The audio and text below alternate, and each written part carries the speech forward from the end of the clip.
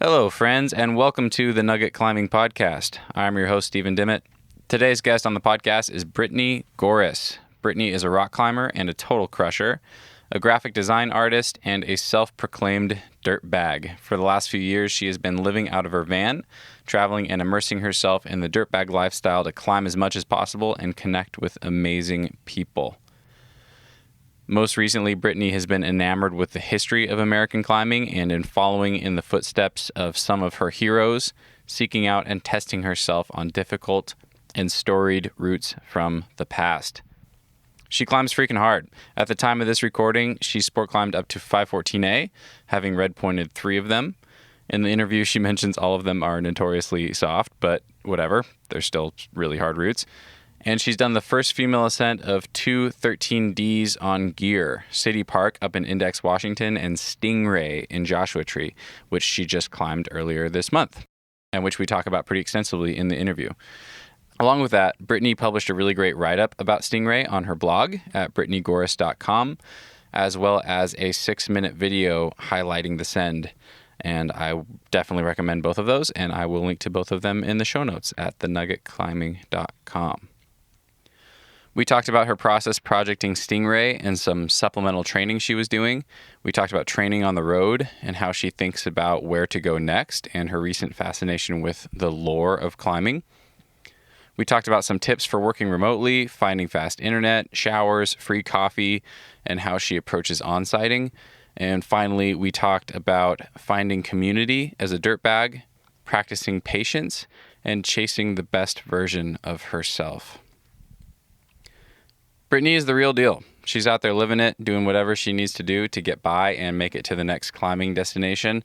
She's climbing freaking hard, and she's still getting better. So I'm excited to see where she takes things and excited to share this interview. So please enjoy this conversation with Brittany Goris. Cause no one can do it like we do it, like we do it, like we do it. Cause no one can do it like we do it, like we do it, like we do it.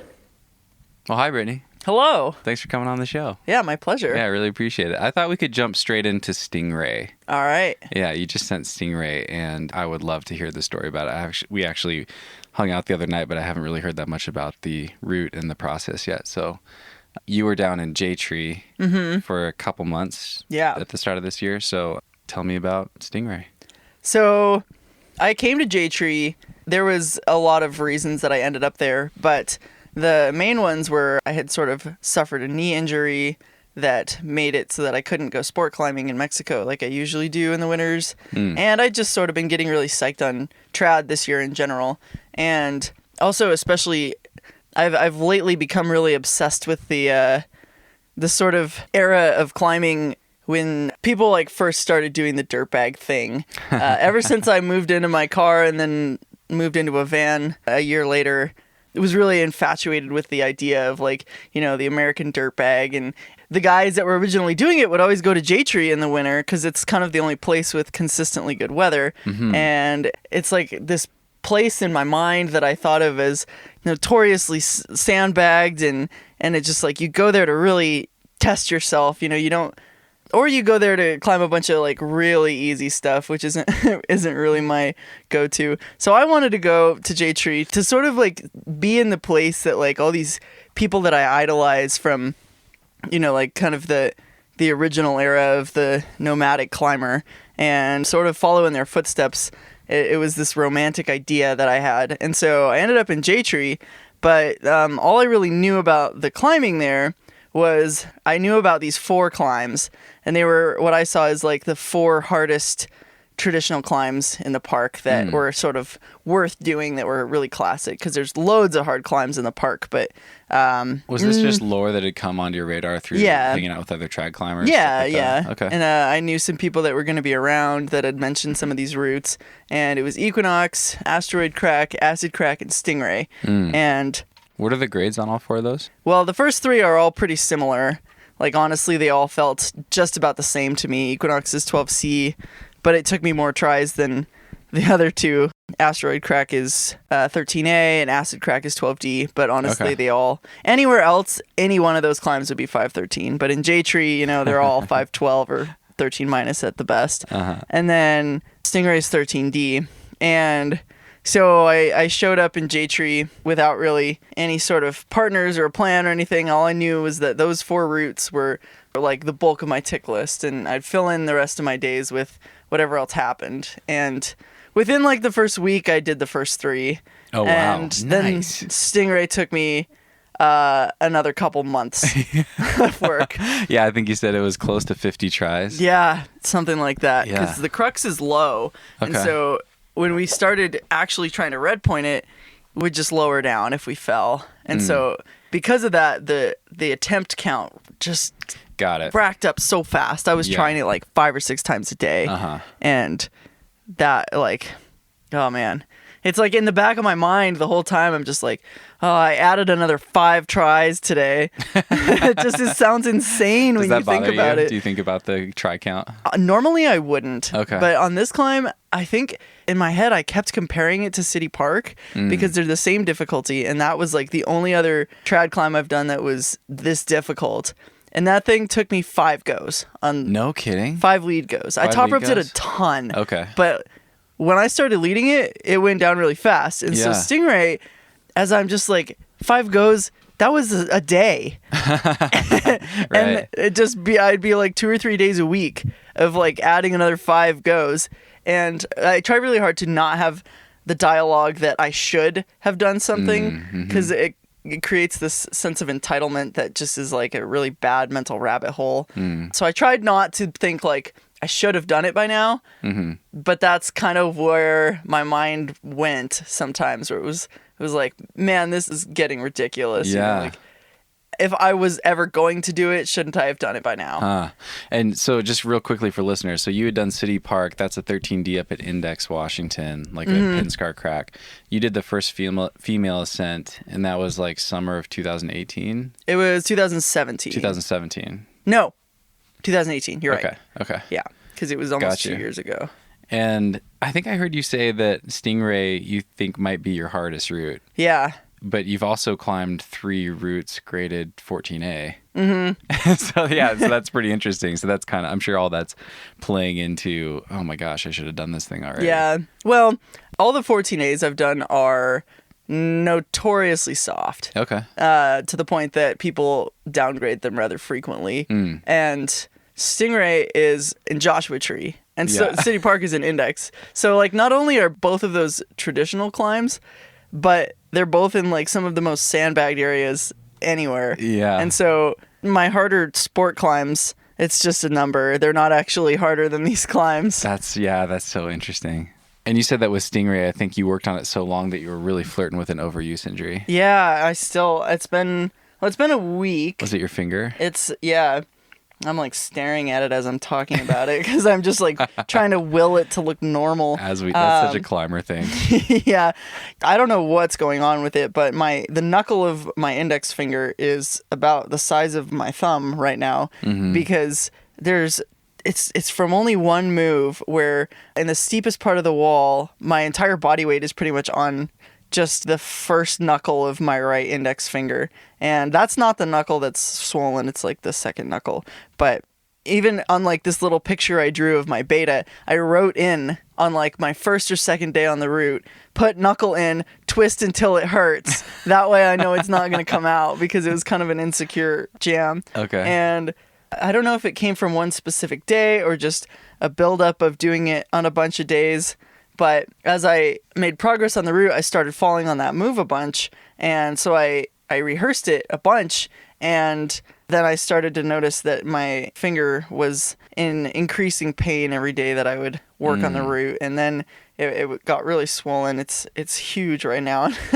And so it kind of felt like it was a time bomb. That it was like I had, in theory, plenty of season left to keep working on the climb. But the finger was definitely in the back of my mind. And it, now that I haven't been climbing on the route for a week and it hasn't really gotten that much better, I'm sort of realizing that it was probably worse than I thought. It's a good thing that I didn't have to keep getting after it because I think it could have really been bad. Yeah. It was one of those things where it was like if I held back and tried to protect it, then I would not have been able to get through the moves. Yeah. So I had to just decide that it was worth the risk and the sacrifice and hope that it worked out. And it did. Yeah, nice. Luckily. Gotcha. And you've been climbing, we're in Bishop right now, and you've been climbing the last few days. You've done some bouldering, and you climbed in the gorge a little bit. Is it bothering you? No. Okay. It doesn't really bother me much at all, except I think if I were to climb a finger crack, it wouldn't feel so great. Yeah. But even in like a normal finger crack, it'd probably be not terrible. I think the thing that made it so bad on Stingray is that it's so overhung. Your whole body weight is on it. Your feet aren't really doing anything. Got it. So tell me more about the route. So it sounds like it's just a steep finger crack. Yeah, it's 37 moves. Okay. I counted it once because someone asked. And starts off with a pretty easy section, and then you stand on a ledge, and then you immediately launch into this crux, which is really overhung, and it's the locks are not terrible, but it's just super steep, and there's just no feet. So you have to do, and then you have to place gear in the middle of it. Yeah. And the way we ended up doing it, me and my partner who also sent the route, we would take one cam and we'd put it in our mouth and we'd do the first half of the crux, which is much easier because you still have your feet on a ledge or like decent feet. And then we'd place the cam as quick as we could and then just gun it. And then eventually when you get through the crux, the angle changes a bit and it's not as steep and you can place more gear, at which point you're super run out. Okay. And the last place that you could fall before you get another piece in, we never fell from there because it's pretty secure. Okay. But we would always talk about the possibility of taking the whip, like in quotes or whatever. But luckily that never happened. Although we took so many falls that the cam that we were placing, it was a 0.3, got pretty beat up. It barely is still good enough to consider like a reasonable piece of gear on someone's rack. So that's the meat of the climb, is just that really overhung section. And what you said is 37 moves. Like what move count are we talking about? Like as far as getting to the crux, or I would say it's only a couple moves to get to the first ledge, and then through the crux, I don't know, you do like 4 or 5 moves, place the cam, and then do like another 6 or 7. Okay. And they each get progressively more difficult. And the tricky thing, at least for me, was that if I messed up a single jam, then the next one would just get worse and worse. And I would fall inevitably somewhere or another. So I had to have everything perfect in order to get the next one perfect, in order to get the next one perfect. And so it felt really finicky and low percentage, which is part of why it took so many tries. So then eventually you get through the crux and you place gear and you climb some pretty moderate climbing, but that doesn't feel very overhung. But if you look at it from a distance, you realize it's actually still pretty steep. And so it gets really pumpy. And then there's like a mediocre rest kind of near the top where we called it the flake, but it's not really. It's like a pinch and you can shake out for a while. But you're still like, your feet are in the crack. You don't have any face holds except the one that you're holding on to. And then you have to do the endurance crux after all of this, which is, there was one go where I fell on the very last move. Oh, like that's how on you it is. You could fall anywhere. Yeah. And there's like a couple more like kind of hard pin scar moves at the top where the crack becomes offset. And the offset kind of pushes you around this corner, but if you go over there, then you can't see the jams anymore because of the offset, and your feet just don't work because they're still on the overhung part of the wall. So you have to force yourself to stay in the overhung part of the wall as opposed to trying to escape to the slab around the corner and do this kind of really insecure laybacking for the last couple moves. Gotcha. And then there's a huge jug that you go to at the very end. Oh, nice. Victory jug. Yeah. How many tries would you guess between that heartbreaking try and actually doing it? I did it the day after that. Nice. So okay, not too much stress. well, there was a pretty strong correlation between my performance and the weather, and we kept getting like one day that was really good and then a whole bunch of days that were bad. And so it was a week between when I fell off the last move and when I could go back to it. Oh, wow. Because it kind of needed to be at least 60 degrees with not really much wind, and it's always windy in J-Tree. And so I had watched... Wait, help me understand that. Break that down. So it's you needed no wind? Yeah, because the climb is... It's like you climb a slab that's, I don't know, maybe 30 meters up to get to the base of the route. So as soon as you're at the base, you're already like pretty Kind of exposed. Yeah. And then as soon as you start climbing, so like if it was super windy, my hands would just be really cold before I could even start. Oh, okay. And then I just couldn't feel the rock well enough to get any of the jams right. And then I would not do well because I couldn't like have the precision necessary to make everything perfect. And so it was really finicky, like trying to get the weather right. And I think if I'd just been a lot stronger, then it wouldn't have been an issue. But, you know, yeah, always doing the best I can with what I've got. And so there was like a perfect day, and I'd had a bunch of rest. I was just slept really well. The weather was perfect. And that was the day I fell off the last move. And it just seemed like, it was like, that was my chance. And the next week it was like 40 degrees or 30 degrees with like 30 or 40 mile an hour winds, and like so cold that we couldn't even climb. And I had to wait, you know, like a whole week for it to be good again.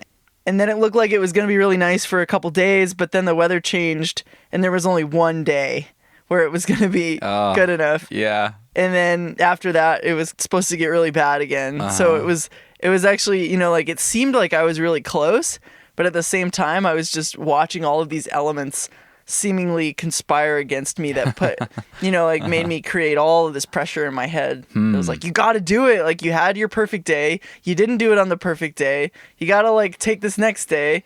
If you don't do it then, you know, like, Jesus, what else do you need? Yeah. You know? Are you someone that thrives off that kind of pressure, or does that make it Apparently. harder? Good answer. You know, it's funny. I used to compete a lot, and I really enjoyed the pressure of competition. Okay. And I felt like I performed really well under it, but I don't have to deal with it that often now that I mostly climb outdoors. Yeah. So I definitely felt a little rusty at managing that, because I feel like a lot of my most proud or hardest sends outdoors were in situations that were at least somewhat similar, in that it was like the last good weather window, or all my partners were leaving, or, you know, like something like that where I squeaked it out. And it's like always kind of interesting to look back and be like, wait, how did I do that? And how am I supposed to do that again? Because I feel like I'm a nervous wreck right now. And so, you know, I feel like half of it's luck, but I do seem to have some sort of a track record of making that work. Right on. Interesting. I want to get into your process on that route, because J-Tree is so sharp. You can't climb that much. You know, Nope. I can't imagine that you were climbing much else when you were working on this route. So, yeah, what were you doing anything else to stay strong, to stay fit? Okay, what did that look like? When I got to J-Tree, I had a bunch of tendonitis come out of nowhere, which I've never had before. Elbows? Yeah, just one, just my right. Okay. And it happened on like the first day trying Equinox. It was the first thing I tried. And I think I didn't really warm up. It was cold. But like that doesn't really make sense why it went from I've never had tendonitis before in my life to this is almost like it was so painful. And I started my J-Tree season trying to navigate that and not really wanting to do anything that would make it worse, but also not wanting to compromise my goals. And so it gradually got better. Stingray was actually really good for it. I think because of almost all of the jams I did were with my thumb pointing up, like pinky pointing down, which I think was opposite of the direction of the things that were causing it in the first place, holding cracks the other way with like your thumb pointing down.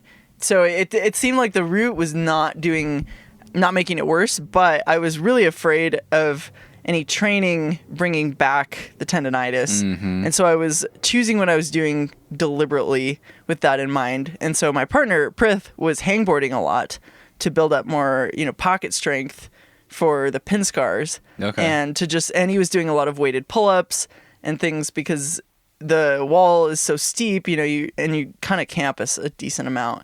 At least for him, because he's much shorter than me and couldn't use as many of the feet. Like actually fully campusing, or is he like just pasting feed? And no, fully campusing. Wow. If you watch the videos, it's insane. Yeah. So much harder than what I had to do. Oh man. But so I didn't want to do the same training as him and any hangboarding or weighted pull-ups or anything like that, even though that was what I needed to work on as well. I needed more lock-off strength and I don't know, more finger. I don't know if I needed more finger strength. I didn't train my fingers at all. Okay. But so I was like really afraid of injuring myself. And so I have gymnastic rings and I would sling them off of boulders. And I would do workouts on these rings. And that's pretty much all I did. I would run. And as soon as the new year started, I started working on it really seriously. I got really serious about like diet and being as healthy as I could. And that helped a lot. Like I could feel myself getting in shape and I was getting back to like my more fit sort of climbing ability after the holidays where, I was eating like crap and just kind of like. Were you down there for the holidays or did you bounce home to? No, I was there. Okay. Yeah. Nice. It was crazy. It was a party? Yeah. I imagine it was. And so, yeah, I trained pretty hard for Stingray, but. What were you doing with the rings? I'd mainly trying to do things that would at the same time work on lock-off strength and be antagonistic so a lot of pushing stuff, like push-up type things, and then also some like row type things. Okay. And it was really hard to find places to set them up. I would move campsites a lot. Okay. And each campsite was like a new challenge. Like, where am I going to put these things? And that was interesting. Normally I look for trees, but you can't hang them on the Joshua trees or just pull the tree over, and then I'd get kicked out of the park for sure. Like, wait, I haven't set my project. Yeah. No. What was Prith doing? How was he doing his weighted pull-ups and his fingerboarding? So he has this contraption in his van that he sets up that's like this giant metal tripod that he would hang a hangboard off of. Yeah. It's super cool. So because he's a lot shorter than me, if I try and use it, my knees are on the ground. Oh, okay. I can't that was my next question. Got it. But it's really cool actually. Yeah. Okay, so when we were hanging out the other night, you were talking about how you tend to either be on or off. Yeah. Like you're either like not really worried about it, you're just kind of you were describing like if you're really motivated, then you're eating right, you're sleeping right, you're doing your stretches every day, like you're doing anything and everything. So yeah, I'd be curious to see what that looks like. Like when you say you're on, let's start with eating. What does eating right look like when you're getting ready for something like Stingray? Well, I think the best way to answer that is to compare what sort of my life looked like around Thanksgiving to what it looked like come New Year. Perfect. And so right around Thanksgiving, I was in Indian Creek and the weather got really bad, but I was kind of waiting it out through Thanksgiving and Halloween had just happened, and just like the whole holidays time of year doesn't really bring out the best in terms of fitness because so it was really cold, so we spent a lot of time just kind of hanging out and not climbing. So already physical activity went down, but I just was kind of in vacation mode, and we made pizza like once or twice a week in my friend's RV. There was a week where I think like a week before Thanksgiving where we made brownies every single night. And one night we made brownies and cinnamon rolls because he had an oven. And if you eat desserts, that's fine. I eat desserts all the time. But if you're like eating a sixth of a tray of brownies every night for just every night, it's gonna impact your climbing. But there wasn't much climbing to do because it was snowing, so it didn't matter. So it was like, yeah, I'm gonna take this time and I'm gonna enjoy hanging out with my friends. Yeah. And I'll get back in shape when the time is right. Nice. And so what started out as that turned into bad weather kind of following me everywhere. And Thanksgiving kind of turned into Christmas, turned into New Year's. And by the time New Year's came around, it felt like I hadn't been taking care of myself for quite some time. And so, I had to make a really conscious effort to change my habits for a while because I knew that I couldn't do the route in in the state that I started trying it in, just out of shape, J-tree's not really the place where you get in shape. Yeah. So I had to like really make an effort. Uh-huh. I couldn't just climb a lot because you only climb like 3 pitches a day. Right. It's too sharp. Yeah. So I started like really just focusing on eating the right things. I stopped drinking. I think from when I started working the route till when I sent it, I drank once or twice. Okay. And after coming off of the holidays, that was a big transition. Uh-huh. And, you know, like I always try and stretch, but I started stretching really diligently, being really, you know, focused on making sure that I would do all of the ring workouts that I was talking about. And it wasn't even just doing them, it was timing them so that I wouldn't be sore at all on the days when I tried Stingray, because usually they would make me sore for 2 days. Okay. So I would do them the same day that I did Stingray, and then I would have another day after that that would be kind of a throwaway climbing day where I would do something else, but it couldn't be anything. I really like off-width climbing, and I was doing a lot of off-width climbing in J-Tree at first, but it made me just wrecked for like days on end in all the weirdest places. So I kind of had to stop doing that because I knew that it would make me like really sore. And so I would like time it with the workouts and then the climbing on the off days and then the rest days. And it was like this super regimented thing because I wanted to get this done fast, you know, and not fast as in under 50 tries, but fast as in, you know, like I'm not just going to faff around and I'll do it when I do it, you know, like I want to like really give it my best. And so giving it my best meant being all in and doing not just like these things half-assedly, but really like trying to, you know, make it happen. Yeah. Bring your best self to it. Yeah. It's interesting. So you were describing how it sounds like pretty quickly you had it kind of sussed out and you're giving it burns from the bottom. Yeah. But then it sounds like it's also really sustained and it's pumpy and you could fall off at the top. So and the first thing my mind jumped to was, what were you doing to either maintain or build the fitness to be able to make sure you finished the route once you made it through the crux?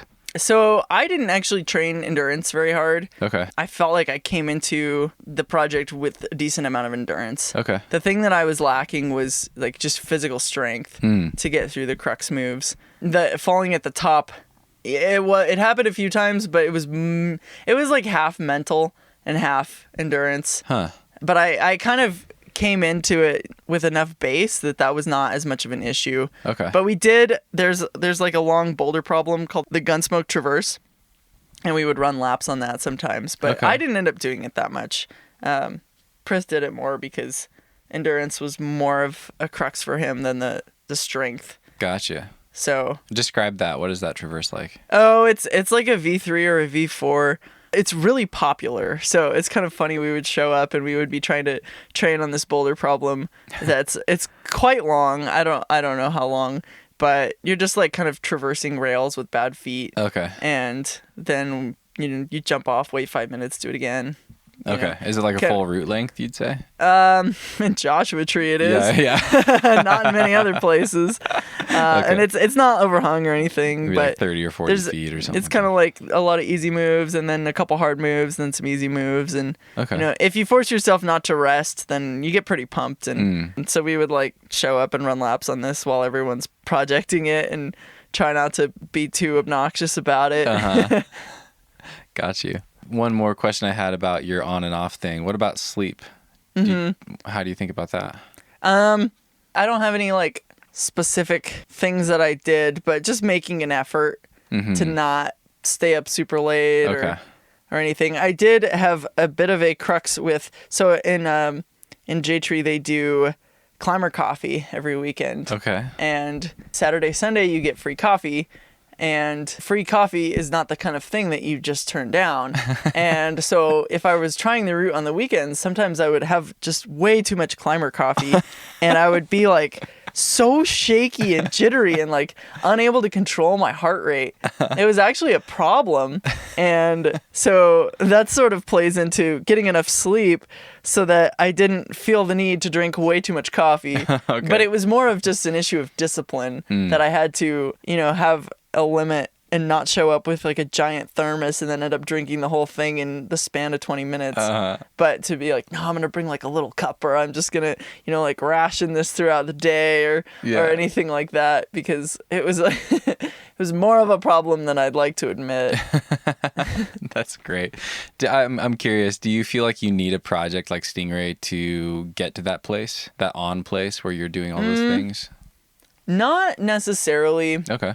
But there does need to be some sort of catalyst, because if I'm not inspired by something, then I'm probably, like I'm very goal oriented and driven. And if there isn't a goal, then I don't know what would inspire me to really make that much effort. And, sometimes I can find the drive from other things. Like I know last spring I got into really good shape because of the people I was around. Not so much a project, but I was in the creek and everyone was really focused on climbing hard and not like lifestyling. And so they weren't just like, hanging out, having parties every night. They were really serious. And I fed off that energy and translated it into my own climbing and was very much in the sort of like driven on mode. And I didn't have a goal, but, it was a lot of like smaller goals and like projects that I'd do in a day or two. And that was really nice and rewarding. But okay. So it can come from other places. It doesn't always come from like a huge project or a dream or a goal that I'm working towards. But Gotcha. That is like definitely the thing that makes me the most motivated. Okay. Are you able to enjoy the off mode? Oh yeah, that's the whole point. The whole point is like relaxing. The reason I asked that is because I think I'm like chronically chasing the thing that helps me find the on mode, because I have a hard time like just leaning into the off mode and embracing it and enjoying it, because there's like some element of guilt or like what I should be doing. Oh, or, yeah. How do you think about that? Do you struggle with that at all? Absolutely. Okay. It's always on my mind. Yeah. Like it's funny, it's the grass is always greener scenario. Okay. When I'm in the on mode, athlete mode or performance mode or whatever you want to call it, I pine for the enjoyment and the relaxation and the liberation of not obsessing over this thing. Yeah, you're like, I want to send so I can eat a brownie again. Exactly. You're like giving a redpoint go and you're like, oh, I'm gonna do it now so that I can have a good a treat myself dinner or whatever. And you're like doing it for that reward so that you can relax. And then if I've been in this like vacation mode for too long, I don't feel like myself, and I feel like I'm like, this isn't my best self, and I want to be that. So it is kind of always, a back and forth of trying to find a balance of embracing wherever I'm at, and at the same time, like remembering that I will at some point switch gears and go back to the other thing.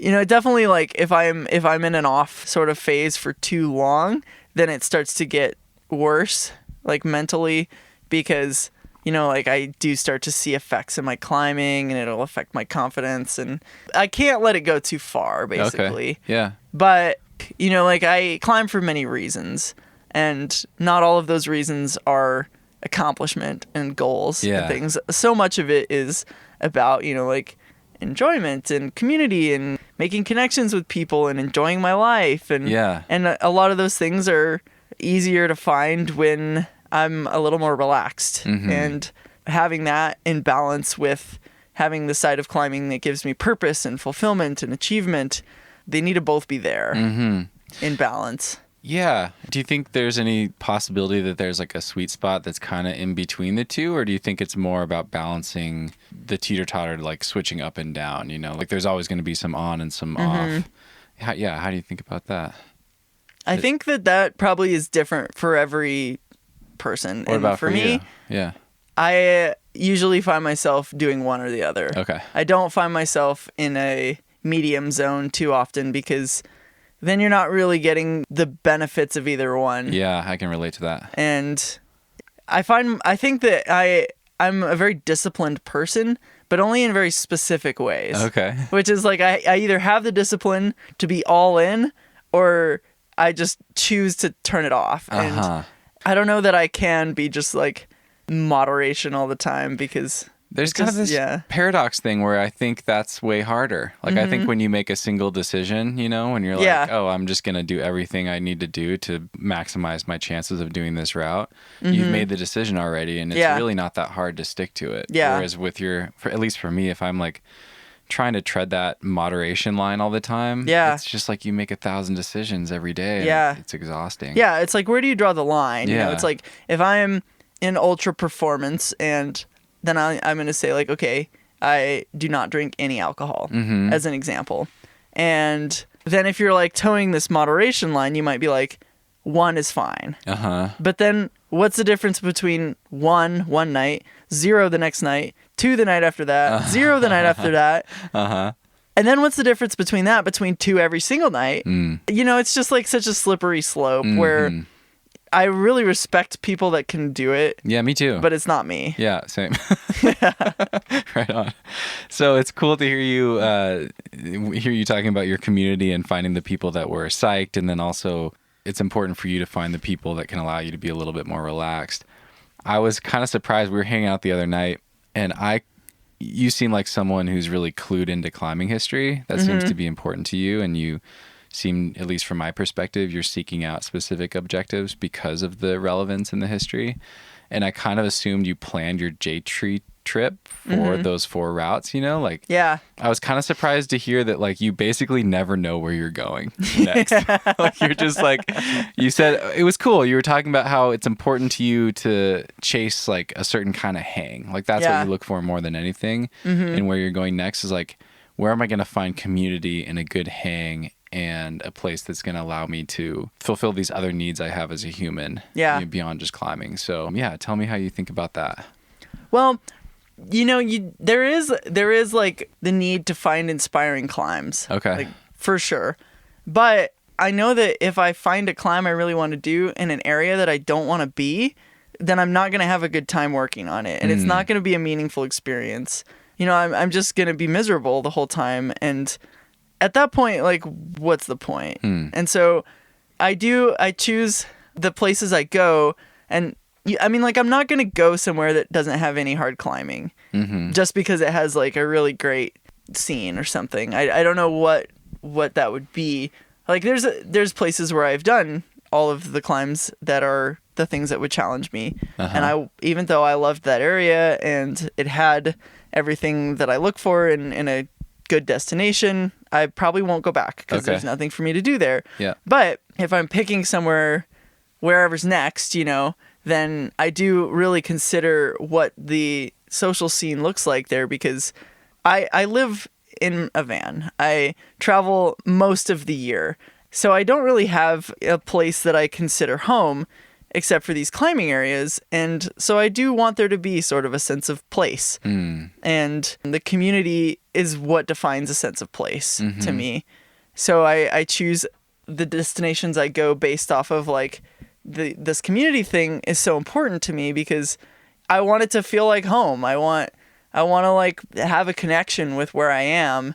And if I'm sleeping on the side of the highway just so that I can work on a hard route and the only people I'm with are, like, my one partner or, you know, like, whoever random person I ask to belay me at the crag, I'm not going to leave that being like, wow, that place was special. I'm going to leave that being like, ugh, finally I'm free. I'm done. Like, get me out of here. Whereas, you know, like, if I go somewhere where I can meet new people who can make the place mean something to me, then I'm going to be motivated to stay for a long time. I'm going to be motivated to work on something that inspires me because I'll want to be there. And that has driven a lot of my decision making.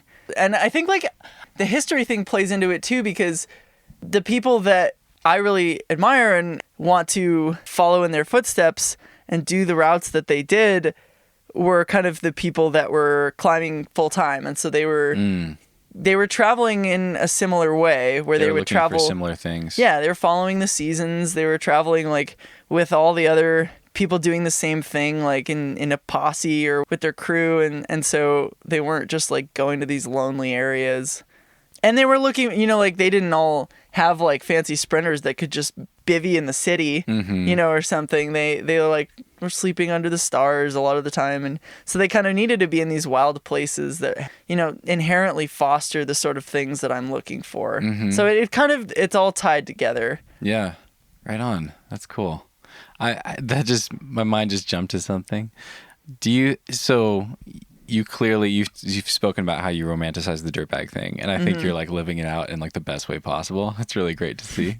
Do you think it ever makes climbing harder versus if I compare climbers to basically any other athlete, like most other athletes are pretty pampered outside of the really hard work that they're doing to get better at their sport. And I think it's funny, it's so different in climbing where like a lot of the top climbers are just like really roughing it all the time. Yeah. But like it probably doesn't help. I don't know. But yeah, it doesn't. What are your thoughts on that? So I lived out of my Honda CRV for a year. Yeah. And now I have a van. And how tall are you? I'm 5'11". And so that actually is relevant because even though I've moved up to something a little more bougie, I walk around in my van all hunched over a lot of the time because I'm just too lazy to it's just like I can't stand up. And I want to be sort of standing, so I'll just be like bent in half. And so my back is kind of sore all of the time. Oh. And I've always slept pretty well in my vehicles, and that wasn't really an issue. But when I lived in my CRV, I didn't have a stove because I didn't have space for it. Yeah. So I cooked all of my meals in a JetBoil. I ate a lot of soup. For a year? Yeah, for a year. Wow. A lot of times I would collaborate with people that had a stove. Yeah. But it's just all of these little things.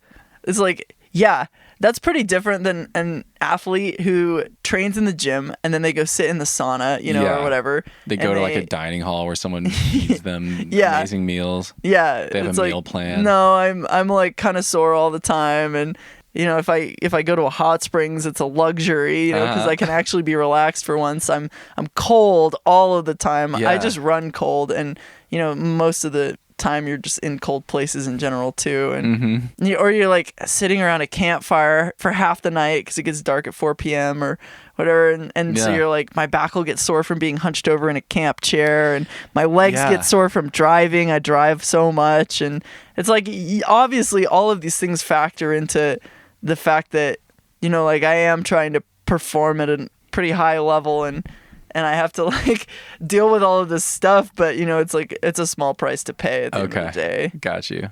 Yeah, you're probably doing a lot more things that are good for your body than most people that are working in a cubicle all day. Oh yeah, for sure. Yeah. Except for I should probably wear more sunscreen, Okay. I'm bummed to hear about the camp chair because I was hoping to get some beta from you. I know you work 30 hours a week or something too. So I'm noticing I'm sitting in this kind of, it's basically the polar opposite of lumbar support. It's the worst possible shape for your lower back support. I hate those chairs. Yeah, I know. I think I need to upgrade, but I was hoping you had camp chair beta. Personally, I prefer the bigger ones. I don't know how to describe, since we're speaking on a podcast, I don't know how to describe the differentiation, but the send me a link. I'll link to it on Amazon. Just or something. they're just really cheap, $5 ones that you buy at Walmart or something where you sit more upright. So it'll be they pack into a really long kind of cylinder, and then they fold out, and they usually have a cup holder. Got you. Yeah, I know exactly what you're talking about. Just really generic. They're still kind of saggy though. Yeah, I mean they're not great. Yeah. But they offer, the thing is, I move around a lot when I sit, and nice. They offer multiple positions, whereas you're in a bucket seat kind of thing. Yeah, I'm locked in. I'm you can't move at all. Yeah. And I hate those. And you're low to the ground, and the alternative is a crash pad, which is kind of nice. Okay. And then the worst option is the tripod thing, where it's just 3 legs and a stool and no backrest, and you just kind of sit on this 3-legged thing. They're so bad. I don't know why anyone would buy one. I've never tried one. What is your work setup in your van? How do you do that? I usually can't work too well in my van. Okay. Because the work I do drains my laptop battery too fast. Oh, that's right. You're camped out at Starbucks today. Yeah, I have solar and everything, but it just no matter what, I kind of use too much power to really be able to do too much for my van. And you do graphic design? But yeah, I do graphic design. Okay. And it's not so much that I need internet, because the work I do doesn't really need the internet, but I need to plug in to something. So usually I make it work in like a library or a coffee shop or anything like that. I can work for a bit in my van, but inevitably my laptop will die, and then I'll charge it off my van, and then my van will not have any solar, and I'll have to sit around with a headlamp on at night because I killed my battery. Got you. It happens like too frequently. Do you just work every rest day? Yeah. Okay. Well, you're able to work on your own schedule? Yeah, and it's tricky a lot of times because I'll have to drive into service or somewhere that I could work. So, like in J-Tree, I was driving into town every 3 days or so. Okay. Which it really adds up. And like Indian Creek's really hard because it's pretty far to get into town. And if you carpool with someone, then you leave really late and you don't get a full day. And then there's also kind of always this FOMO that everyone else is either climbing they're like doing something fun on a rest day. So trying to like be disciplined and not like let that convince me to not work is difficult, and I don't always succeed. Do you have any favorite rest day activities when you're not working? Just spending time with the people around me. I really like games. So playing games. Okay. What kind of games? Well, I don't have very many. Board games? Yeah. Okay. Yeah, I really like card games and board games. Okay. Big Nice. fan of Settlers of Catan. Yeah. That you can play in my Vaughn. Nice. Okay. I just named my van that Vaughn, so you could play Catan in my Vaughn. Catan. Catan the Vaughn. Right on. Catan the Vaughn. No, I like to like go running on rest days sometimes. Do you think that helps your climbing? No. I find it therapeutic mentally. Okay. Like when I was working on Stingray, I went for a lot of runs because I was just so stressed all the time, and they would really help me clear my head. And if I'd had a bad day, I could kind of like get out all of the bad things I was feeling and find some focus again. And is that your main way to try to get to that space? Yeah, I find it works pretty well, but it also is really hard on my knees. And So I'm kind of limited in the amount that I could do that. But also stretching, I really like to stretch a lot. And that's kind of the other way that I can relax and feel like I'm being productive on rest days. Gotcha. Have you ever tried meditation or anything like that? In my own way. Okay. I don't think that I consider some things I do as a bit of meditation, but I don't think that they really look like what most people would think of when they picture meditating. Okay. Because for me, I'm usually listening to music and, like doing an activity. Okay. But like I am doing it with the intention of just thinking and like being alone with my thoughts. But it's never like me sitting in silence, cross-legged, going home, or like whatever stereotypical thing you think of, or actual guided practice or anything like that. What kind of an activity, if you don't mind sharing? Oh, like running or stretching. Okay. So I would say those are like the main ones. Main ones. So you put some tunes on and just kind of get lost in that. Or like a lot of times before I fall asleep, I'll like intentionally leave the lights on and not go to bed because I want to just, like think for a while. Huh, okay. Like think about my day or like something I want to think about, like if it's a climb or if it's like work or whatever it is. Uh-huh. I was asking you about your writing the other day because you're a good writer. Oh, thanks. Do you journal at all? I used to. I used to journal a lot, but nowadays not so much. I write a blog, but that's only I'll write like a story about a climb I've done or a place I've been, kind of like once every 2 months or so, I'd say. So it's pretty intermittent. Got it. Not like any sort of daily. I make an effort to jot down like a sentence or two every day. Okay. I have like I do have a journal, and I'll try and keep track of just like what I did, Okay. Just for the sake of like validating each day, I would say, and being like, this is what was memorable or like what meant something to me that I did each day, kind of. Even if it's just I climbed this. Yeah. Or I hung out with these people, or I took a shower. Do you ever go back and review? Not as often as I should. I mean, there's too so often. much to just writing it down, whether or not you go back to it or not. I did for all of 2019. I wrote down every single day where I was. And I Okay. did at the end of the year look at it and calculate how many days I spent in each place I went. Oh, that's which is cool. really cool to look at. Yeah. Because it was not what I was expecting. Really? Well, Yeah. What did you find? I thought that I had spent more time in some places than others, and it turns out that I hadn't. Like I thought that I had spent more time in Seattle where my job is based. And it actually, because I was going back and forth between Seattle and Squamish all summer, and I ended up being in Squamish twice as much as Seattle, I think. Oh, wow. And Huh.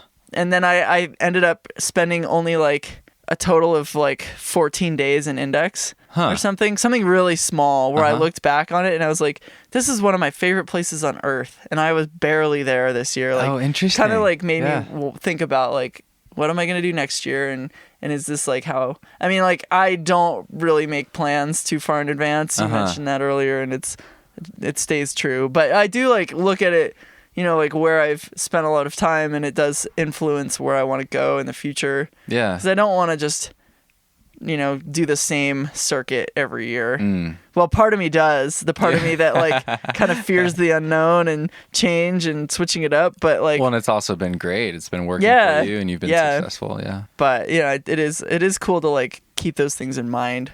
It's so interesting to me that we can, take like your experience in Index. Like it's so fascinating that we can forget the things that are so good, forget to do them. Yeah. It's like, oh, I love that place. Why haven't I been going there? Yeah. But we do it all the time. Right. I do it all the time. I just forget to do the things that make me super happy. Yeah.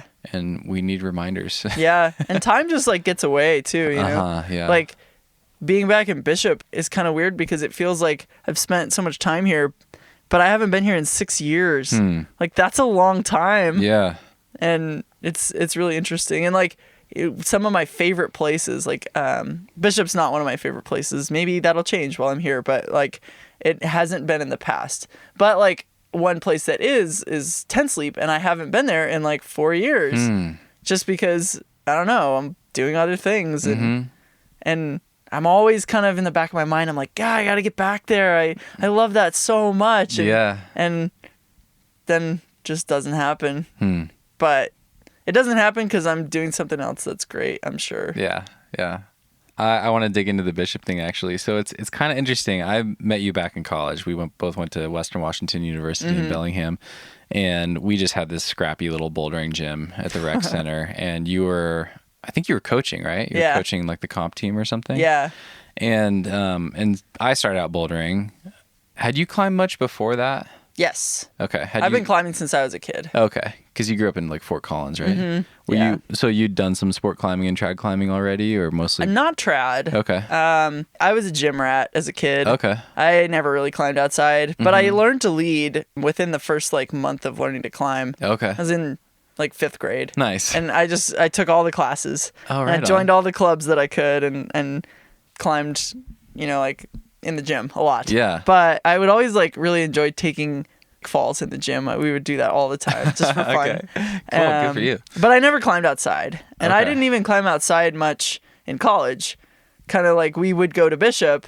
But it wasn't even like really the people I was hanging out with too much. It's kind of random, the large group that went to Bishop. I was always kind of like on the fringe of it. Okay. And I think that's kind of why I didn't really ever fall in love with Bishop. Is that I didn't really ever feel like I fit in super well with that crowd. Interesting. Because it wasn't like I hung out with these climbing team people most of the time, and most of them were doing other things over winter break. Oh, And okay. So that was kind of like, I didn't really fall in love with climbing outside, and I didn't really fall in love with Bishop. But I did enjoy it. It was fun, but it wasn't like, it didn't really fill me with passion the way that like the comp climbing was doing for me at the time. Okay. And I think it wasn't until sort of my senior year that I started getting really into outdoor climbing, which at that point I was like a decade into my climbing career. So Sport climbing stole your heart. Yeah. Well, no, actually I bouldered Okay. for years. Really? Yeah. After college? Yeah. Okay. Yeah. It was like a couple years after that I switched to sport and then Okay. switched to sport/trad. Gotcha. And then just more and more fall down the trad rabbit hole these days. Totally, yeah. So I was in prep for this. I went back and I had listened to an interview that you did on the Normalcast with Chris Clues, and I'll link to it in the show notes. It was great. It was a great interview.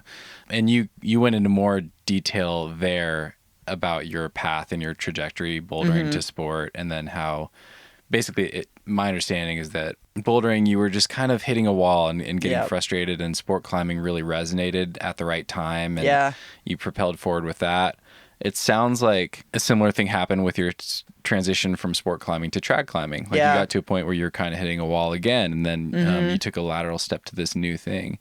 Yeah. And another thing in that interview, you were talking about something that really drives you, and the climbers that you really look up to are the climbers that appear to have no weaknesses. Yeah. They can go anywhere, do anything, any rock type, any style. So I'm really curious. I mean, we're back in Bishop. Yeah. You know, you've gone from bouldering, sport, trad. Obviously, you can do any of it here. But is there any part of you that thinks about that like in cycles? Are you going to come back to bouldering to help your sport climbing, to help your trad climbing? How do you think about that? Or where is all this headed, I guess? Well, back when I was mainly bouldering, it was for the sake of bouldering. Okay. You know? And now I think of it as, it doesn't inspire me in the way that climbing on ropes does. Something about it, I've just never really felt like I could perform at my best. Okay. Like I don't know. It's like a mental block I've never been able to work through, where I'll like go for a hard move, you know, and I just like cannot get my body to give 100% of what it's capable of. Can't get yourself to care enough about climbing the boulder. Can't. Yeah. And I wish I could, like, so badly, because I've always wanted to, like, be better at bouldering. But, you know, over the last year or so, I've noticed that on some climbs I've worked on, I was not able... The thing that held me back was an inability to do crux moves. And despite... It's not like in bouldering where I couldn't try hard enough. Like, I just physically was not strong enough. And, you know, you can only like walk away from climbs for that reason for so long before you're like, okay, I have to just get stronger. Like, and maybe in order to do that, I have to go bouldering. And so it's either like go train in the gym, which I'm not going to do right now, or maybe try bouldering. And so I didn't come here specifically to do that, but it is like kind of on my radar. I came here to transition from the Joshua Tree style, where you climb 2 or 3 pitches a day and they're short pitches, to I just wanted to like get into a better shape, mainly for the hopes of climbing in Yosemite this spring. So I'm not here to boulder for the sake of bouldering or to get in shape for bouldering. Although I'm hoping I get inspired, you know, maybe something will change or finally click. Maybe through that new lens of thinking about it in the context of how it will help you on these bigger objectives. Yeah. But the goal is more like to kind of do some volume, and, you know, maybe it's always, you know, like it's not just about the climbing itself that, like I was saying, that makes me really fall in love with a place. It's like the whole scene and the act of being there and the things that happen while you're there. And so, you know, like now that I'm here, you know, who knows, maybe it'll all click and I'll get really stoked and I'll be like, man, Bishop is the shit. All I want to do is highball boulder or something. You know, you can never be certain what'll happen, you know, and that's kind of, you know, the way I always try and approach climbing, and at least somewhat of an open-ended mindset. Which is why I end up stuck in places for so long, because I'm always like, who knows what'll happen? I don't have a plan. I'm just hoping that it'll happen. And yeah, that's cool. So, you know, that's kind of my approach. That's a cool way to live, man. I mean, it's really interesting to hear you talk about the community side of it. I mean, do you feel like you've been able to do this lifestyle the way that you've been doing it, you know, prioritizing community in the places that you go? And are you able to build on your community from place to place? Oh, yeah. That's awesome. Yeah, like a lot of times I'll show up to a place, and this has happened kind of 2 years in a row in totally different ways, where I'll go to a place not really knowing anybody. I'll end up meeting a ton of people. I'll stay till the season ends because I don't know what else to do. And then I'll just team up with whoever's left, and we'll travel together. Okay. For months, and they end up becoming my close friend, like some of my closest friends. And like it happened last year, leaving Indian Creek. I had no idea what I was doing, and I ended up going to Arizona and touring Cochise and the waterfall with people that before then I'd never known before. You know, and I just met them in the creek and we traveled together, and now we've met up in, you know, like tons of different places. We like went to Mexico. I've met up with them and just, you know, all over the place. And then it kind of happened in J-Tree too, where I showed up not really knowing anybody, and I ended up meeting a bunch of people from California, and we've now come to Bishop together, and next we're going to Yosemite together. So nice. It's you know, it's honestly like the best thing about climbing is the people. And I think like being on the road,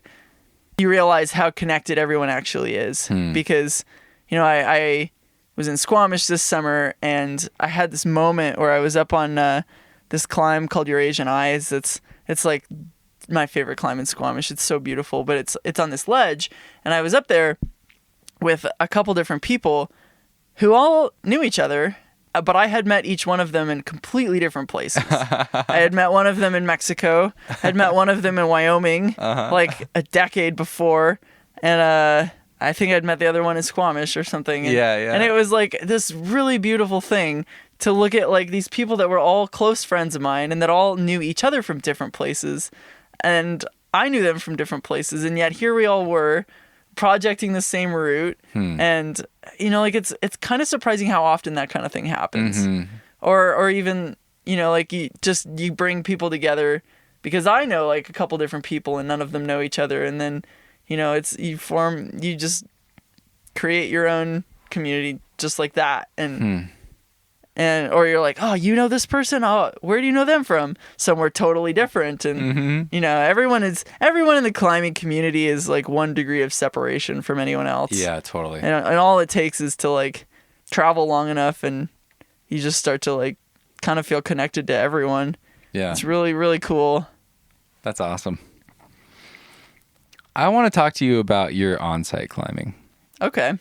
So I, of course, remember you from back in school, and then I kind of was aware peripherally that you took this transition and that you got more into sport climbing. And I was always impressed with you as a climber, but then you started sport climbing and like something happened. I don't know how you did it, but you've always been an impressive sport climber, but especially you're such a good onsight climber. It seemed like everywhere you went, I don't know, the typical thing for most people, it's about a 4-grade spread, you know, like if your maximum red point's 13A, you can kind of hope to onsight 12A, give or take 1 or 2, you know, plus or minus 1 or something. Like that's pretty normal. Yeah. And for you, it seemed like you were always like within a grade or two. Like you're always onsighting really hard relative to how hard you climb. And you're really consistent too. Like you go on a trip and it's, I don't know, you went on a road trip and maybe you'd climbed like 13A or B, and it's just like 12C onsight, 12C onsight, 12D onsight, 13A onsight. And I'm like, what the hell? Like, what is she doing? So I'd love to dig into that. Do you have a specific process for preparing for an onsight try? That's interesting. You know, I spend so much time writing and thinking and describing my process when it comes to projecting that I don't actually like put too much thought in breaking down the nuts and bolts of the onsighting process. Interesting. Okay. So it's interesting to kind of think about, because it is maybe, and I say this all the time, I think onsight climbing is maybe my favorite kind of climbing. Like I love it. I think it's so fun because something about it, you know, earlier I was talking about how in bouldering I couldn't make myself flip a switch to like really try hard and to really climb at my full potential. But something about onsight climbing is where it's easiest for me to go into that mode. I'm not overthinking things necessarily, or if I am, I'm only thinking about, you know, like what's in front of me, and it's not as much that the nerves are there or anything. And I feel like there's so much adrenaline that you can really climb at your full potential if you're onsighting at your limit. I think like also, you know, I've put so much time into climbing outside at this point that it's definitely my ability to read different rock types. And I've climbed on so many different rock types and put time into it, even if I didn't like them at first. Like I used to hate granite and then, kind of have had a dedicated effort at working my weaknesses, and over time have come to really like all different types of rock and all different styles and angles. And I think like that has also trying to have the mindset of like the best climber is the one with no weaknesses.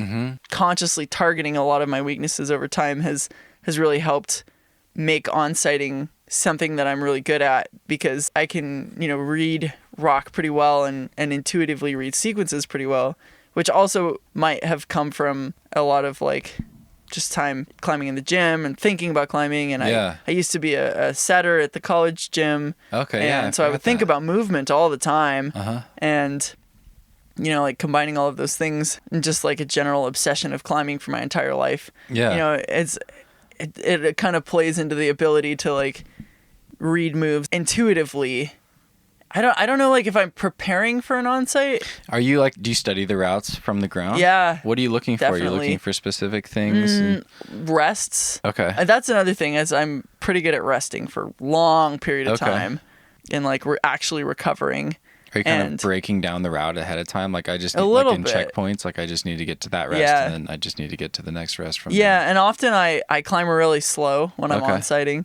Because I don't know what's next, like you never know when you're going to get the next rest. And so I'll stay at a rest for a really long time and like make sure that I have gotten myself as recovered as I think I possibly can be before starting the next sequence. And then even if it's a pretty mediocre spot to shake out, like I'll try and stop. And just sometimes it screws me over. But a lot of times it kind of, like allows me to slow down and pace myself enough and spend it, if I'm resting, I'm looking at what's up ahead. So it does like give me more time to kind of analyze, because, like what else are you going to think about while you're resting other than like all the possible ways that you could climb the next sequence and how you think you want to end up in the next spot that might be somewhere you could shake out or somewhere good. So I think like kind of climbing in that way, it makes me more successful at it too. Okay. Are you the person that'll down climb like 2 bolts to get back to the last? For sure. Yeah. 100% that's me. Yeah. Like, I don't know about this move, down climb. Climb back up 2 bolts. I still don't really know. Yeah, I just can't commit. Just try to get a little little more information every time. That describes me so accurately. Really? Okay. 100%. That's interesting. One more question about that. Do you have a particular way you go about... Well...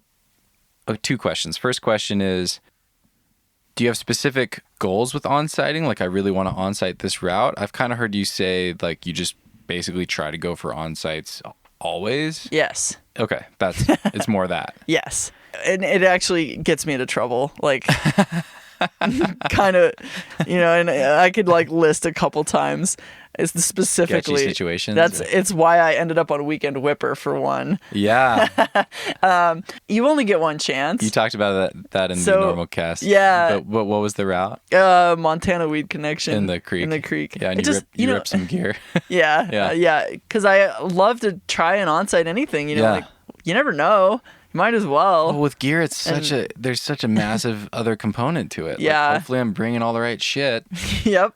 We'll see. Yeah, and it's such a fun, like, puzzle. But, yeah, I hate to do something and then just take, and then finish it and be like, I could have onsighted it, like, then why didn't you? Like, why, and I think, like, it gets me into trouble in situations where I should have top roped it first because it's sketchy or something, and I'm just like, yeah, fuck it, I'm going for it, and then I get halfway up and realize that like it's actually dangerous. There was a climb this summer that I don't know if it's rated R or not, but I didn't know that most people protect it with crash pads. I just like walked up to it. I had like half the gear that I needed, but I had enough, and it was like 12B or something, and that's like a grade that is pretty reasonable to expect to onsight. Yeah, so I went for it. You've onsighted what, like 13B or C? 13B, yeah. Yeah. This was like trad climb. Yeah. And my trad onsight level's like 12 C maybe. Okay. And so, but it was like within the realm of being reasonable.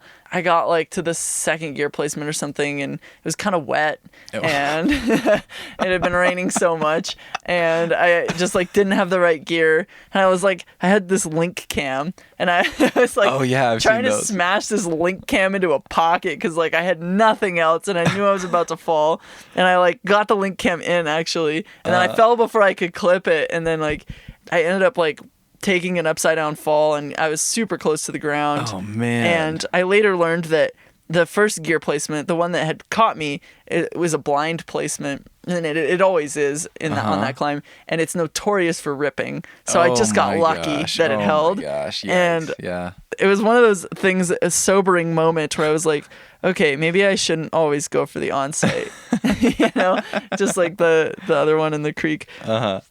But it's just like, I don't know, this like temptation of the glory of the onsight. Like I can't turn it down. I'm a sucker for it. When it turns out, it's kind of the best thing. When it works out, rather. That's cool. Do you mix in your onsight sort of climbing with redpointing? Like, will you focus on those at the same time, or do you kind of like oscillate back and forth?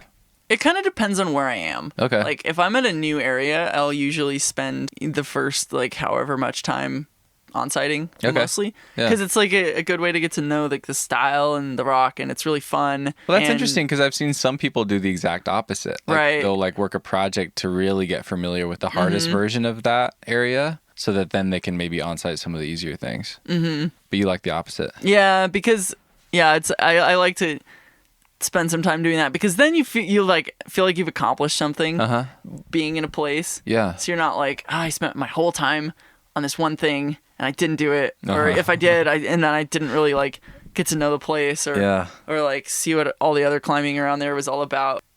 If you show up somewhere and you spend a lot of time like onsighting and everything, then I don't know, you like put in your time and you get to tick off the classics, and then like if all else fails, you had like this really cool experience already, like climbing the classic routes, and you got to climb a whole bunch, and then like I think it just has a natural way of leading into projecting if I'm somewhere long enough where it's like, okay, I've done that. I've done the first stepping stone, and now I'm ready for the next one, which is to find a project, and I won't feel like I'm missing out on experiencing all of these other things because I've just been so focused on one climb. Huh.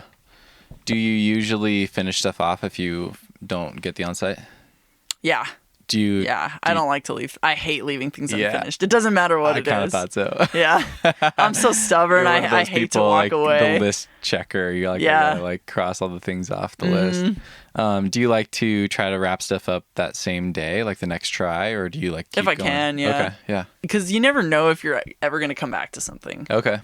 Especially, like... I'm totally the same way. Yeah. Yeah, that's interesting. There's never a guarantee that you'll find partners that want to go back, or whatever it is. The weather might go bad, or you might get injured or get psyched on something else, Yeah.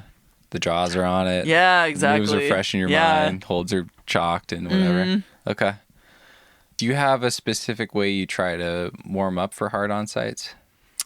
Not any different than normal warming up. Okay. I just find it interesting because I find it challenging for myself, at least, because like you don't really know what to expect as much, and the pace is really different. Like if I do my normal warm-ups that I do for like a redpoint day, I don't always feel like that prepares me for like the slow, like hang on forever kind of tenacity that you need for onsighting. I'll get like heinously flash pumped sometimes making that shift. So, but you just do. Well, I'm a little careless about warming up a lot of times. Okay, tell me more. I don't know. I just don't put that much effort into it. Okay. And maybe I should. Maybe that's why I like got tendonitis all of a sudden. But I've always kind of just climbed one or two pitches at like a level that might be like an onsight that wouldn't be too challenging. Something I should like reasonably expect to onsight as a warm up, which I guess kind of like. I don't like to repeat routes, really. Yeah. Even warm-ups. I would always rather climb something new. Okay. And I think so maybe that kind of puts me in the right mindset for onsighting without even being intentional about it. Because I've already warmed up my brain for it and my body for it on an easier climb. But that's more of just like my general approach to warming up, which is either I'll Just don't do it. Yeah. yeah. I more and more have been climbing in these areas, especially with trad, where Right. Somewhere like climb- J-Tree, that makes sense. yeah, the climb you go to is the only thing there. Oh, And so okay. you're like, well, guess I'm not gonna Well, warm that up. and just the skin. Like you Yeah. you just Oh, only yeah, have that so too. much skin. Yeah, it's interesting. I'm actually coming around more and more recently to like do some stuff with some bands, bring Yeah. like a portable hangboard. I am too, but Yeah. slowly. Okay. Very slowly. Yeah. Coming around to it because I'm lazy. Does it ever like ruin your climbing day? Like you get no. stubborn trying to like grit through some onsight with bad beta and like get all flush pumped and I mean, I can definitely like gas out doing something like that. Yeah. But I don't think it ever ruins my day. Okay. If I'm in that mindset, then I'm not trying to like do a million things that are at my limit that day. You know, I'm probably just trying to sample. got you. And so if I like, say I went for like a 12D on site and I Uh-huh. got super flash pumped and I blew it, and I'd either like, well, then I'd be probably projecting that climb for the day. Uh-huh. Or if I decided not to for some reason, I'd probably be like, no, that didn't happen. So now I'm going to go try and on-site a bunch of 12As or something because that sounds like fun. Mm-hmm. And, you know, I'm still like within a challenging level, but it's not as difficult because I'm kind of tired. So Mm-hmm.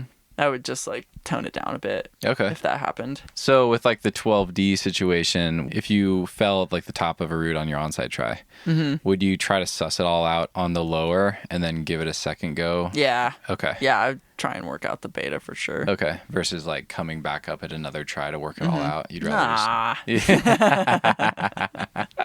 You don't get to check that second go box. No. We're past that days of ground up only. That's not what I meant. I just meant from like if you're like exhausted after like a full out yeah. onsite try, like yeah, how do you think about learning it and breaking it down for the red point? I think I would just decide like, do I like this route? Is this worth doing? Do I care? Okay. Most of the time, yes. Uh-huh. But sometimes I'll be like, man, this route sucked. Like, I'm Uh-huh. over it. I'm not going to try this again. Okay. So, I don't know. I feel like most of the time I would just work it out. And then, because if you're like, you just rest at the chains for a while or on the rope, and then often it's one of two situations. You rest long enough that it doesn't seem so bad anymore and you work it out. Or you can't repeat moves you've already done on the onsite because you were operating on pure adrenaline. And then you're like, what? I don't even know how I did this. And then you're just like, well, move on. Yeah, that's super interesting. Huh. Do you have any beta or tips for van life? Maybe things that help you feel grounded on the road when you're moving around all the time? Or option 2 would be very tangible, practical tips, like little convenient things for organization or something like that. I'm not a very organized person. I do. If you go in my van, it does have a very nice ambiance. I know. Because, I noticed your Marauders map on the wall. Yeah. You've got some great art and It's all mine. and things like that. That's pretty fun. Because I do make art quite a bit, and so Yeah. I decorated my van in a way that felt like a home for me. Uh-huh. Because Yeah. like I was talking about earlier, you know, like that's something that matters, having it feel like a home, and even like my CRV felt like my home. Huh. Because I just had like an attachment to it. Mm-hmm. And I've always been really attached to the vehicles I've owned, because it's kind of, I see like your vehicle as like your ticket to freedom. And so because of that, I've always been more attached to like my car than any apartment or anything I've ever lived in. That's cool. And so that's kind of like made it easier for me to feel comfortable in like a perma road trip sort of mindset. There are certainly moments where I'm like sleeping somewhere and I'm not comfortable there because it's really foreign, or I'm worried that someone's going to knock on my window, or it doesn't feel safe. And I just like am very stressed and uncomfortable. And I'm still like working on strategies to feel more comfortable in those situations. If it's like a place I don't know well, or like a rest stop or something. So I do try and like find places where I can surround myself with similar people. I think usually makes me feel the best about like living in a vehicle and living on the road. And that's like I was talking about, you know, I keep circling back to this like being around similar people sort of thing. Yeah. That has always like grounded me a lot because like Bishop, for example, you know, people sleep all over the place, you know, like every different parking lot, you know, or like dirt road is someone's beta. And that's like a little challenging because I'm not consistently going to the same place with the same people. I'm kind of like, what am I going to do? You know, this is really stressful. And it's so different than being like, oh, we live at the campground. This is my campsite. It's like having an address, you know? Yeah. You were saying the other night you like to stay places longer so you can kind of like settle in. Yeah. So there's not really any tips in there, but that's kind of like what makes me feel the most grounded when I live in my car. Cool. I think one of the challenges and things that I am slowly like trying to figure out is shower beta. is like I don't care that much about showering, but I do care a bit. And you know, like learning like what to look for in different areas, and same for like finding internet and finding places that I can charge my computer. Yeah. It's always like, okay, where are the libraries, the McDonald's, the Starbucks, you know, like, because McDonald's has really fast free Wi-Fi, and it's usually pretty quiet. They don't play loud music. Do you buy anything when you go in there? No, it's McDonald's. Nice. Maybe a coffee, but usually not. Yeah. But more and more ones I've been to like don't have plugs, which is weird. But like Starbucks is good because, you know, if you go to a Starbucks, you don't feel obligated to buy something. Whereas if you go to like a local coffee shop, probably should buy something because it's like a small business and you don't want to just take advantage of them. At least I don't. Gotcha. So, you know, like I often will choose like a bigger chain when it comes to something like that. Or like I always will, my first choice is always a library because it's quiet. Okay. And they have tons of outlets and they usually are open long hours. The only downside is that you can't, you know, like usually can't bring food in. Yeah. Which is hard for working. You know, you're there all day. So that's like one thing that I'm trying to sort out constantly is the beta for like where to work and then like where to shower. It's often like where's the rec center or like where's a hotel with a pool that you can access from the outside. Nice. Or like a hostel or. What's the longest you think you've gone without showering in the last year or two? Not too long, maybe like a week and a half. Okay. Nothing too bad. That's nothing crazy. Yeah. Nice. All right.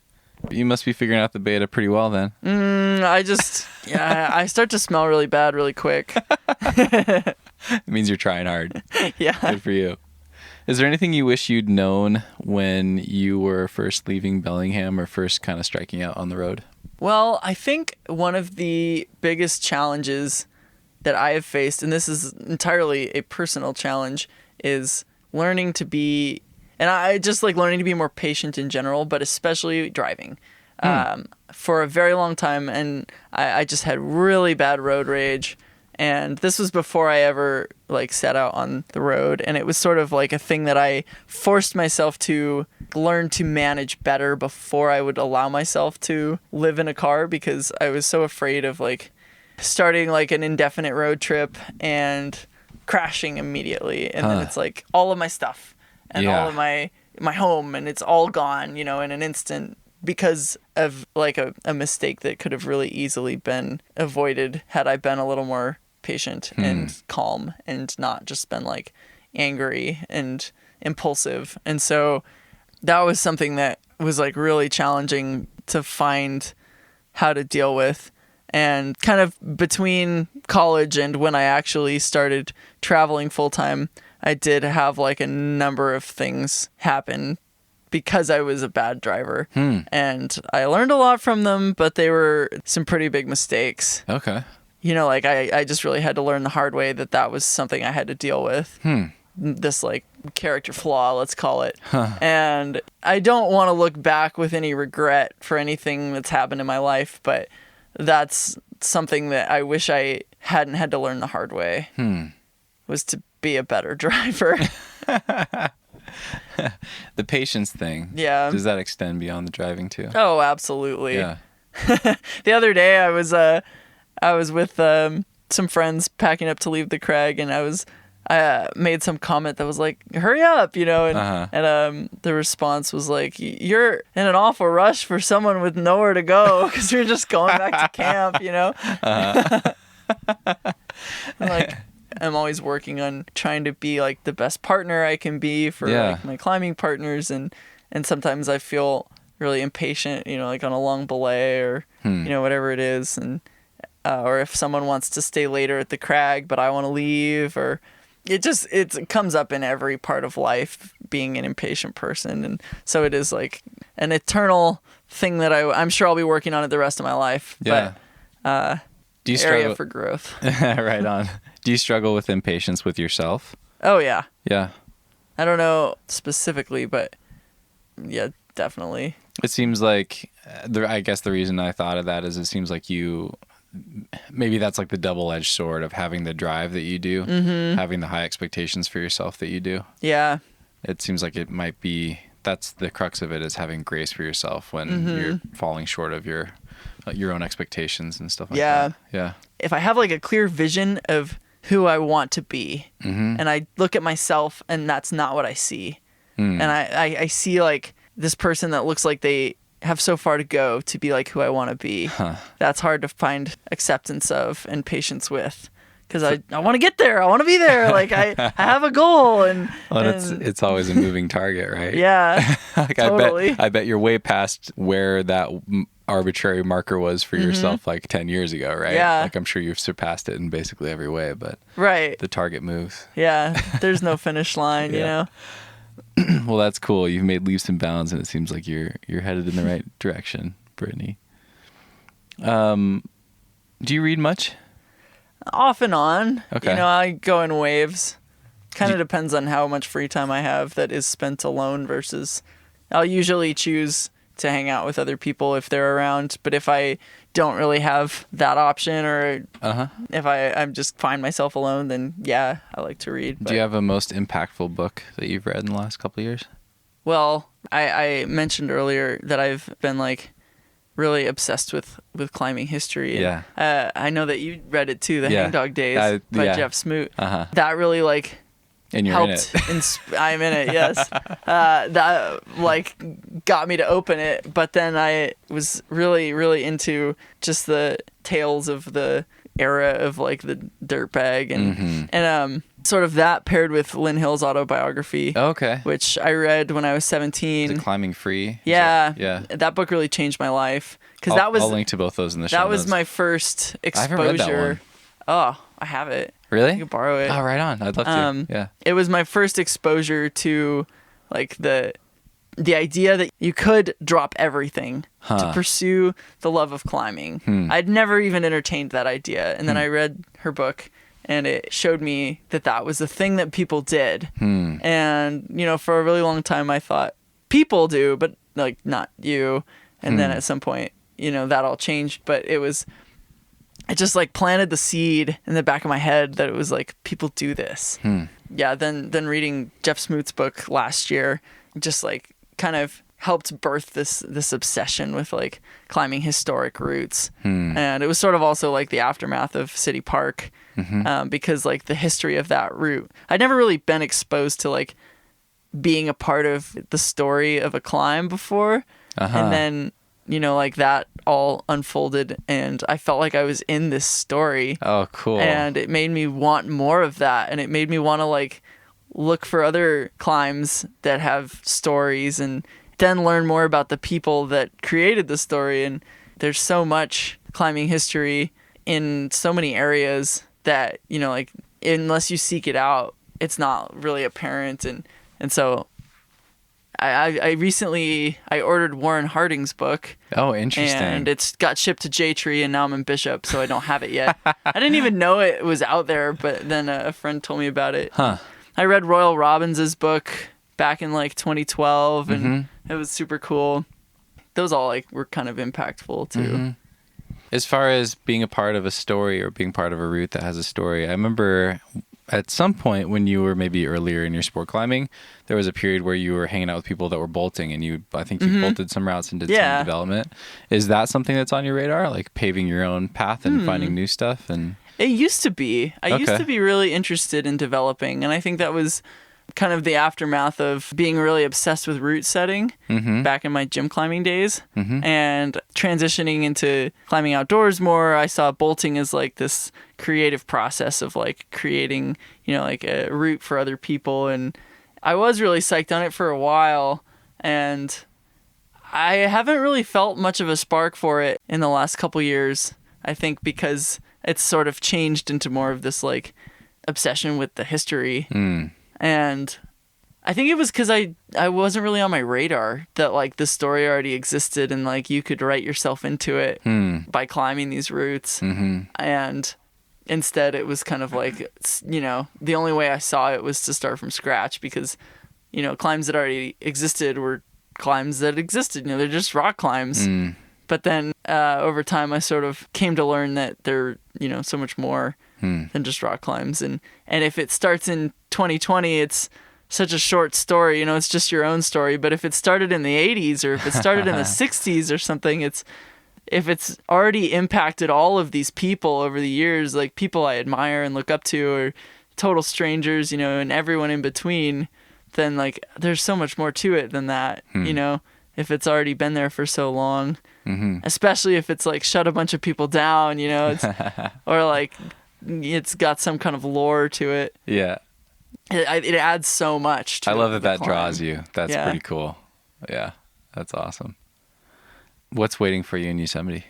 Learning, I would say. Nice. I've always dreamed of going to Yosemite, and I've always been afraid of going to Yosemite. Okay. Because I see it as like this pilgrimage that all the great climbers have made, and yet I've never really known how to navigate the scene there. I don't know how to big wall, and I didn't want to go without some sort of like, I don't know, some foot in the door, I would say, that could like, I didn't want to just show up and hope to figure things out, because it just seemed like a really intimidating prospect, like a different kind of rock. Yeah. It's just different granite, and different granite is always hard for me to learn. It always takes a while transitioning from Index to Squamish to J-Tree to Shirley Yosemite. Did you find that? Did you find that foot in the door, the connection? Yeah. The people I met in J-Tree. They're all heading out there? Yeah. Nice. That's like a big part of why I'm going. Yeah. And just like, I don't know anything about big walling. And so it's something I've always like wanted to do, but been afraid to go for because I didn't know if I was going to like it, or all the unknowns essentially mean that this vision I have of what the experience will be like going there is really outside of my comfort zone. And it's hard to like take a big leap outside of your comfort zone, no matter what it is and who you are. So it's always kind of like been a thing I haven't done yet, because it just seems, even though it probably logistically and realistically is not that far out of like anything the realm of anything I've already done, it seems like it. It feels like it. It really feels like it. And so it's, I've never gone for that reason. And so I hope to go with the attitude that I will be learning the new rock, learning like if I'm actually like enjoy sleeping on a wall or projecting something thousands of feet off the ground. Because I would hopefully like it and try and free something hard on El Cap. And, sick. Like take my climbing another step forward. Yeah. I see like if it does all work out and click into place, I see it as like a step forward in my climbing that I would like to take. Awesome. So hopefully it will do some of those things. Yeah. Do you have any aspirations to do any single pitch projecting there? Or are you going to jump in both feet? No, I want to do some single pitches there for sure. Yeah. Ever since reading Hangdog Days, I've wanted to do the Stigma. Yeah.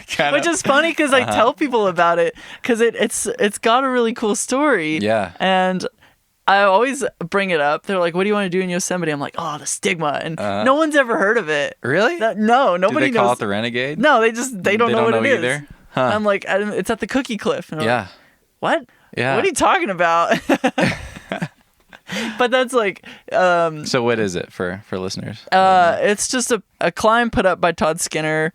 He was on a quest to put up the first 514, and he thought that this climb might be it.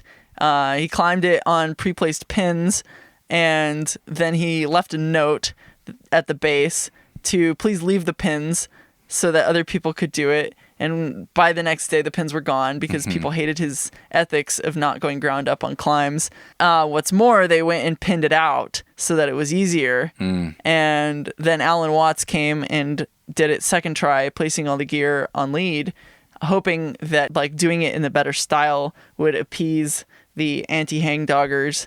But they were still super against it, and he got a bunch of flack for it. Oh yeah, and Todd Skinner renamed it as the Renegade. It was originally the Stigma, and it was an aid line. And so it goes at like 13B now, and it's just like a pin scarred crack. But I really like pin scars, and I really like Todd Skinner. And it's sort of like, I really want to do it as like it's this other Todd Skinner climb with a story, and and I don't know, it's so cool to me. Sick. And then I'd like to check out the Phoenix and Cosmic Debris and just kind of the other, hard single pitch crack climbs. You talked about wanting to climb 514 on gear. Yeah. Do you have any specific my dream candidates that I don't know. I've got like a few things on my mind, but I don't have specific plans to go do them. Okay. I hate to like name drop a bunch of things because I'm not a fan of the pre-spray. Nice. Yeah. I like to, I'm not afraid to share my goals if I think they're like really tangible and I have like specific plans to go do them, but I don't want to like pre-spray about things that might be way out of my league. And got you. Nice. I'd rather, get a foot in the door first. And I know that like it's a really realistic goal because I've climbed multiple 13Ds that are very sandbagged, and in a lot of areas they would be 14A, but I'm not trying to upgrade anything. I want to like do it right. Nice. And there are less than 10 women in the world that have climbed 14A on gear. Hell or yeah. 514 on gear, and so it'd be a big deal, and I would love to like join those ranks at some point, but I don't know what will be the thing that opens that door yet. Got you. I've got ideas, but you never know. In the meantime, a bunch of 513s to do. I've tried a few. I've tried some 14s. Nice. On gear. Okay. They're so hard. Yeah. Oh my God. So hard. There's a reason not very many people do it. Yeah. They're scary too. It's going to bring you back to bouldering, Brittany. It probably will. It's totally going to. Yeah. They just stop becoming, they're just not really crack climbs after a while, right? Yep, You're exactly. just bouldering with gear. Yep. Nice. Excited to see what happens. You're going to get psyched on Bishop. I just know it. What is something that you're especially grateful for recently? Oh, yeah. You could probably guess what I'm going to say. I won't. What are you going to say? Oh, the people I've met. Nice. Yeah. Looking back on the last, year of my life or 2 years of my life, I owe everything that I've accomplished to the people that have supported me, and every treasured memory to the people I've met. And it just like, none of it would mean anything if it weren't for all of the things that happen like in between climbs and in between burns. If your entire life climbing on the road was defined by just the time you spent on the rock, your day would boil down to like an hour, or your life would boil down to like an hour a day of meaning. But it all like, to me, comes down to the things that happen around the climbing as well as the climbing. And so much of that is just like time spent shared in beautiful places with the people that like are there to share it with you. And I am always just so grateful that I have the opportunity to like live in a car and travel all the time and have a job that lets me do that. And at the end of the day, it is like sharing all of that with the people around me that gives it any meaning whatsoever. So that's what I'm grateful for. Cool. Thanks for sharing that. So it seems like you really romanticize the dirtbag lifestyle, reading Lynn Hill's book, reading Hang Dog Days, thinking about these men and women that came before you doing all these things. Yeah. Has it lived up to it? Yeah. Oh, That's so awesome. Absolutely. I'm so glad to hear that. I feel like since I set out to, no longer live a status quo life, it just gets better and better and better. It's like every place I go, every like month that I live is like the new best month of my life, or like That's best so place awesome. that I've gone. And it all feels like who I was always supposed to be, and like what I was always supposed to do once I finally figured out how to make it work. So it really has. In that interview with Chris on the Normal Cast, you were talking about your shock blonde hair and kind of this look that you have. And I'm paraphrasing, but you said something to the extent of, you were saying that you had been trying to make an effort to embrace who you are. Yeah. Because that hadn't always been easy for you. Yeah. From my perspective, it seems like you've really leaned into that, and you've really found yourself in this path you've taken, and it seems to be really working with you, and it's really fun to see. So, Oh, yeah, cheers to you, and I'm really excited to Thanks. see what happens from here. thanks. Me too. Yeah, cool. Any final thoughts for climbers, trad climbers, dirt baggers, van lifers, brownie eaters? I don't know. There are so many things that I kind of end up having as themes that I talk about a lot that I will just end up repeating myself if I try to throw in any more nuggets of wisdom. Okay. I'll just be like, oh, wait. I'll just say something and then I'll end up going on a long tangent about it. And then I'll be like, wait, that's the whole thing. That's what all I've said this whole time already. Right on. Well, if you think of anything new that we missed, then you can just text me. I'll add that to the show notes. We can do an addendum. We can Skype call and do an addendum from Yosemite That sounds after good. you've checked out the Stigma. Cool. Well, thank you so much, Brittany. This has been super fun. Yeah, my pleasure. All right. Enjoy Bishop. Yeah, I will do my very best. Right on. Cheers. Move with the rhythm. Shake it up, stop when the clock hits 13. Sing 1, 2, 3, 4. Cause no one can do it like we do it, like we do it, like we do it. Cause no one can do it like we do it, like we do it, like we do it. Cause no one can do it like we do it, like we do it, like we do it. Cause no one can do it like we do it, like we do it, like we do it.